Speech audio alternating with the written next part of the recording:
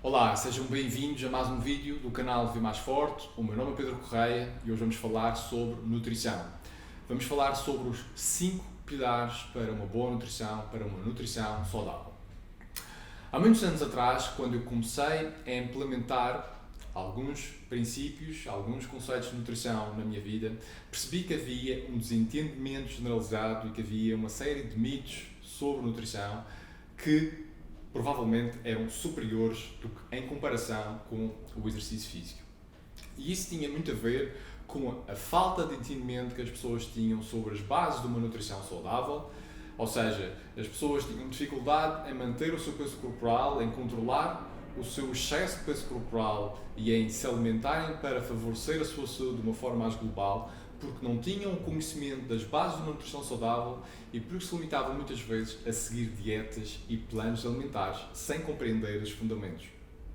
Mas depois havia outro grande problema, que era provavelmente o mais importante de todos: os hábitos alimentares das pessoas.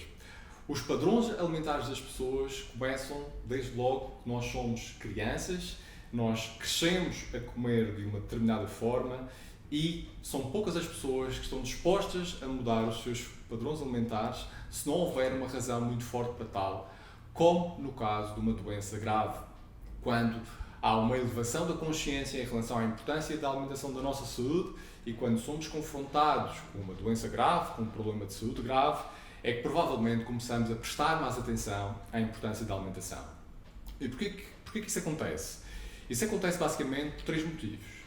Porque nós não fomos ensinados a pensar que os alimentos são informação para as nossas células, nós não fomos ensinados a pensar que os alimentos influenciam a expressão dos nossos genes e nós não fomos ensinados a pensar que os alimentos que nós consumimos constituem gatilhos ambientais para o desenvolvimento da nossa saúde ou para o desenvolvimento da doença. E, não percebendo a forma como os alimentos podem interagir com as nossas células, portanto, é expectável que haja uma maior propensão para a doença e uma perda de qualidade de vida ao longo do tempo. Portanto, além de ensinar as bases de uma nutrição saudável, que parece-me essencial para todas as pessoas, é também necessário ter em conta os hábitos alimentares que as pessoas têm, perceberem em que nível é que as pessoas estão ao nível dos seus hábitos alimentares e o quão dispostas estão ou quão receptivas estão para mudar esses hábitos ao longo do tempo, para melhorarem a sua saúde. Mas antes de avançarmos para os 5 pilares de uma boa nutrição, vamos definir o que é uma boa nutrição. E este pode ser um tema bastante controverso, porque pode resvalar facilmente para as melhores dietas, para os melhores planos alimentares, para os alimentos que eu gosto de consumir, ou para aqueles alimentos que eu sinto que me fazem bem ou que eu preciso para me sentir melhor do ponto de vista emocional. Vamos então aqui definir. Uma boa nutrição é uma nutrição que vai melhorar a nossa saúde, a nossa performance e a nossa composição corporal. Uma boa nutrição é uma nutrição que vai respeitar a nossa individualidade bioquímica, que, por sua vez, vai atender à variabilidade existente entre a absorção e a síntese de vários nutrientes. E uma boa nutrição é aquela que vai atender também às necessidades energéticas e ao dispêndio energético de cada pessoa. Portanto, vamos ser claros, existem 2 grandes problemas principais que reinam hoje ao nível da alimentação. O primeiro problema é o excesso de calorias que está disponível e que está extremamente, portanto, disponível para as pessoas adquirirem através do telemóvel, seja através de uma aplicação, do Glovo, Uber Eats ou qualquer outro tipo de aplicação. Portanto, já há uma extrema facilidade em ingerir essas calorias ou mandar vir essas calorias a mais. E, em segundo lugar, é a falta de dispêndio energético que está associada ao sedentarismo e à falta de atividade física. Neste sentido, é fundamental, por um lado, controlar a ingestão calórica diária e, ao mesmo tempo, por outro, assegurar também um dispêndio energético adequado para minimizar os efeitos ao nível da nossa saúde metabólica, ou seja, os efeitos nocivos ao nível da nossa saúde metabólica a longo prazo, porque sabemos que a falta de saúde metabólica está associada a ao desenvolvimento de várias doenças metabólicas como a obesidade e diabetes, várias doenças neurodegenerativas como a demência e o Alzheimer e a vários problemas do foro oncológico. Portanto, realmente, uma boa alimentação vai ajudar imenso a desenvolver a nossa saúde e a vivermos com mais energia e a vivermos com melhor qualidade de vida. Então vamos aqui aos 5 pilares de uma boa nutrição. O primeiro pilar que eu quero destacar aqui é beber água. Bastam alguns dias sem água para morrermos desidratados. E um bom hábito que devem implementar é beber, logo a seguir ao acordar, 1 a 2 copos de água. Porque nós já acordamos desidratados e precisamos desse fluxo de água para o nosso corpo funcionar devidamente. O nosso corpo é composto por 60 a 70% de água. Os nossos músculos, necessários para produzir movimento, são compostos por 75% de água. Logo, uma pessoa com pouca massa muscular já tem uma hidratação insuficiente. O nosso sangue, necessário para transportar nutrientes, é 82% de água. Os nossos pulmões, necessários para respirarmos, são 90% de água. O nosso cérebro, que é o centro de comando do nosso corpo, é composto por mais de 70% de água. E os nossos ossos, necessários para os movimentos do nosso corpo, são compostos por 25% de água. Portanto, a água tem um papel essencial em todos os aspectos do nosso metabolismo e a minha recomendação é beber 1,5 litros de água por cada 50 kg de peso corporal. E naturalmente que quanto maior a atividade física, o suor, o calor, a umidade, maiores serão as necessidades de água. Portanto, beber água é essencial e este é o hábito, ou o pilar, neste caso, número 1. Número 2. Comer proteína em todas as refeições. A proteína é possivelmente o macronutriente mais importante a terem em conta para quem pretende envelhecer bem pelo papel estrutural que representa no nosso corpo. A proteína é um nome derivado do grego proteios, que significa a mais importante ou a primeira, e é formada por cadeias complexas de aminoácidos que vão ter um papel estrutural ao nível do desenvolvimento da nossa pele, das nossas unhas, do nosso cabelo, dos nossos músculos, dos nossos órgãos internos e todas as reações químicas que ocorrem no corpo humano. Durante a digestão, a proteína que comemos é degradada em aminoácidos individuais e estes são depois armazenados num pool de aminoácidos. Podemos considerar este pool de aminoácidos como uma reserva de aminoácidos circulantes no sangue que vão ser essenciais para desempenhar o tal papel estrutural que nós falamos e esta piscina, este pool de aminoácidos precisa de ser continuamente reabastecido e por isso é que é importante incluir proteína em todas as refeições. Isto significa que sem uma ingestão proteica adequada, os nossos corpos não vão funcionar bem.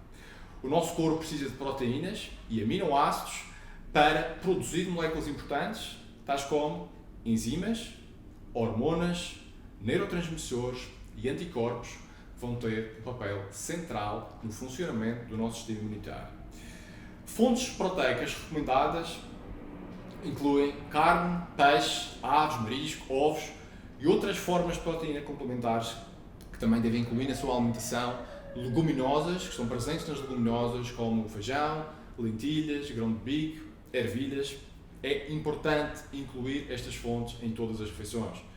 E em termos de quantidade, a minha recomendação, e que vem ao encontro, ao fim e ao cabo, das recomendações gerais ao nível da ingestão proteica para assegurar uma ingestão de proteína ótima, é ingerir cerca de 1,6 gramas a 2,2 gramas por cada quilograma de peso corporal. Portanto, esta será a ingestão proteica ótima para o nosso corpo funcionar bem. Pilar número 3. Comer hidratos de carbono saudáveis. No que diz respeito aos hidratos de carbono, é importante compreender que a sua função principal é proporcionar energia para as nossas necessidades físicas e mentais. Ao contrário da proteína e da gordura, os hidratos de carbono não são considerados um macronutriente essencial, mas isto não significa necessariamente que não sejam necessários incluir na nossa alimentação. Aliás, os hidratos de carbono são fundamentais incluir na nossa alimentação porque vai ser a nossa principal fonte de energia. No processo de digestão, os hidratos de carbono são transformados em glucose, que é consumida por todas as nossas células, para criar energia sob a forma de ATP. O excesso de glucose, ou seja, aquela glucose que vai para além das nossas necessidades imediatas, pode ser armazenado no nosso fígado ou nos nossos músculos sob a forma de glicogênio, hepático ou glicogênio muscular, para ser utilizado no curto prazo, mas também pode ser armazenado na forma de gordura no tecido adiposo ou noutros lugares. No que diz respeito aos hidratos de carbono, eu quero aqui diferenciar duas categorias: os hidratos de carbono densos e os hidratos não densos. Os hidratos não densos, para efeitos de simplificação, vamos considerar maioritariamente as verduras e as frutas, e os densos vamos considerar alimentos mais ricos nutricionalmente, como por exemplo a batata doce, o inhame, a batata, a mandioca, a quinoa, o arroz, a aveia. Uma exceção que cabe aqui mencionar é a banana, porque apesar de ser uma fruta, é considerado também o hidrato denso e que, obviamente, a sua densidade calórica é semelhante, por exemplo, à mandioca, à batata doce ou à batata. Em relação às quantidades, estas irão variar, mas em relação às necessidades energéticas individuais, mas como regra geral, quem é mais ativo fisicamente vai ter maior necessidade e flexibilidade metabólica para a ingestão dos hidratos de carbono densos. Pilar número 4 é comer gorduras saudáveis em todas as refeições. Apesar da maior parte da população ter medo de ingerir gorduras por causa das ligações especulativas entre o consumo de gordura e a doença cardiovascular, a verdade é que a gordura é essencial para o desenvolvimento da nossa saúde e da nossa performance. A gordura na nossa dieta tem várias funções importantes. Em primeiro lugar, funciona como uma fonte de energia e, na verdade, é o macronutriente mais denso do ponto de vista energético. A gordura fornece cerca de 9 quilocalorias por grama, ao contrário das proteínas e dos hidratos de carbono, que fornece 4 quilocalorias por cada grama. Número 2. Ajuda na produção e na manutenção do equilíbrio hormonal. Por isso, a restrição e privação de gorduras na alimentação pode desencadear uma série de problemas ao nível da saúde hormonal. Número 3, forma as nossas membranas celulares, ou seja, a qualidade das nossas gorduras vai ter uma ligação direta com a flexibilidade das nossas membranas celulares, permitindo, nesta situação, uma maior, portanto, a absorção de nutrientes e uma maior facilidade nos processos de produção de energia. Número 4, é responsável pelo funcionamento do nosso cérebro e sistema nervoso. A gordura é essencial para mantermos uma função cerebral ótima. Ajuda a transportar as vitaminas lipossolúveis A, D, E e K. Se não houver ingestão de gordura na alimentação, vamos ter mais dificuldade em sintetizar estas vitaminas. E número 6, fornece 2 ácidos gordos essenciais que o corpo não consegue produzir, que é o ácido linoleico, o ácido gordo ômega 6, e o ácido linolénico, que é o ácido gordo ômega 3. No que diz respeito aos tipos de gorduras existentes, sabemos que existem as gorduras saturadas e as gorduras não saturadas, designadas de monoinsaturadas e poliinsaturadas. Existem ainda as gorduras trans, ou as gorduras hidrogenadas, que normalmente estão presentes nos alimentos altamente processados e que eu não recomendo a ninguém para quem quer manter uma boa saúde hormonal e uma boa saúde celular. Portanto, estão presentes nos bolos industriais, nas bolachas, nas batatas fritas, nos donuts, nos molhos, nas margarinas, e os seus efeitos deletérios na saúde são perfeitamente conhecidos, como por exemplo o aumento do risco de Alzheimer, o aumento do risco de cancro, doenças cardiovasculares e diabetes tipo 2. Portanto, tenha muito cuidado com a ingestão das gorduras que faz na sua alimentação diária. Isto significa que a saúde das nossas células depende em grande parte do tipo de gordura que nós consumimos no dia a dia. Portanto, uma dieta rica em gorduras de má qualidade vai afetar todos os sistemas do nosso corpo e vai, desta forma, contribuir para um aumento e desregulação dos nossos níveis de inflamação. Isto significa que é melhor ingerir gorduras de boa qualidade para assegurar o melhor funcionamento do nosso corpo, e algumas gorduras que vão jogar a favor da sua saúde são as seguintes: peixe gordo, cavala, carapau, sardinha, salmão selvagem, abacate, azeite virgem extra, duas grandes fontes de ácido oleico, que é muito importante para prevenir as doenças neurodegenerativas, demência e inclusivamente cancro.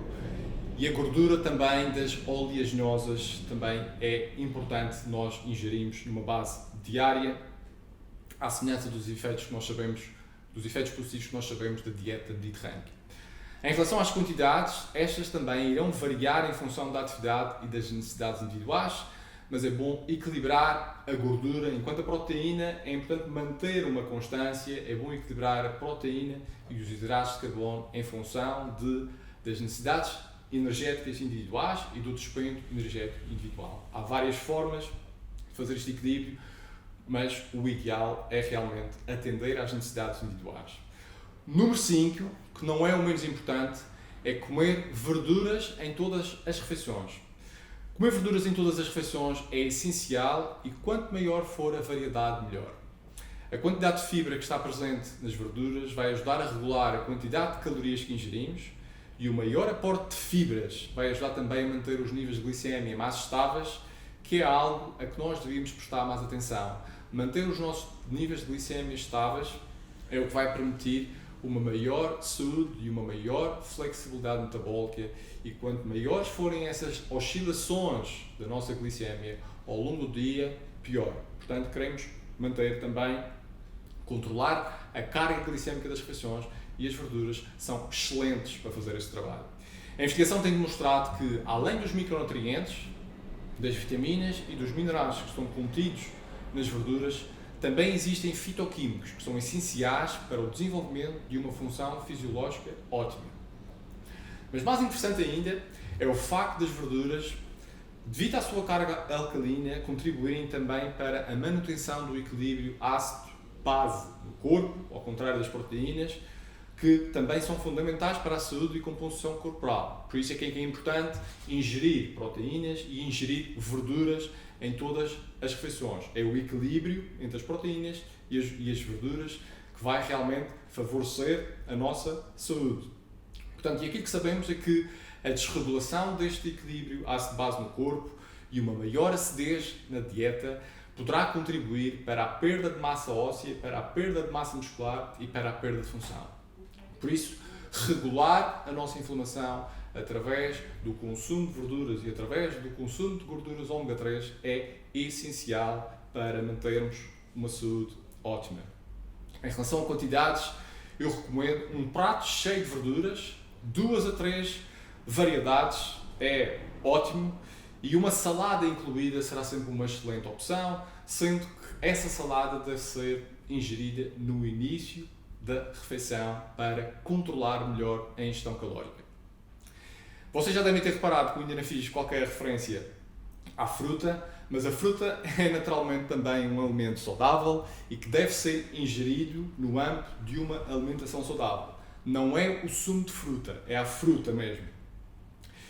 Mas é preciso ter alguma prudência adicional, no sentido em que é preciso respeitar as necessidades individuais e, como regra geral, as pessoas que são mais ativas e que já têm uma boa saúde metabólica terão, porventura, maior flexibilidade para ingerir fruta várias vezes ao dia, enquanto que as pessoas que têm excesso de peso ou obesidade deverão ter um maior cuidado na sua escolha e com atenção especial para a densidade calórica das frutas e para a carga glicémica das frutas. Portanto, é realmente importante atender às necessidades individuais para equilibrar, neste caso, a ingestão calórica no seu todo, porque isso é que vai ser importante para garantir que estamos a controlar o peso, a perder peso ou a aumentar o peso. E estes são os 5 pilares para uma nutrição saudável. Espero que os possa aplicar com frequência na sua alimentação e espero que tenha gostado também deste vídeo, que tenha aprendido alguma coisa. Se gostou deste vídeo, diga-me algo nos comentários, subscreva o canal e se acha que este conteúdo também pode ser útil para partilhar com outras pessoas, também poderá partilhar à vontade. E quanto a nós, vemos para a próxima. Obrigado pela sua atenção.